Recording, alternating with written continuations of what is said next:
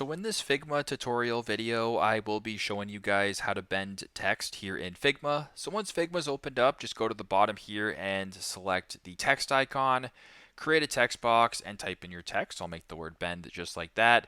Now once you're done here, I'll just go ahead and actually make this a little bit smaller so it's a little easier for me to do this. I can make it larger after. Select your text, go down to the bottom to where it says actions right here. Then go to where it says plugins and widgets, and I want you to go ahead and type in the word bend. I already have it, but we're going to go ahead and select it. Once you're on this page right here, you can change sort of the type. So I'll go ahead and do circle here.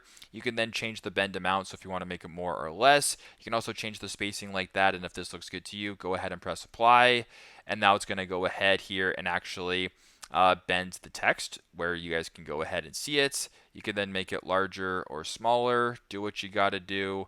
Right? You can play around with it, do what you got to do this way, and you can go ahead and, yeah, bend it accordingly. So pretty simple, pretty straightforward. That is how you guys can bend text here in Figma. Thanks again for watching, and hope this helps.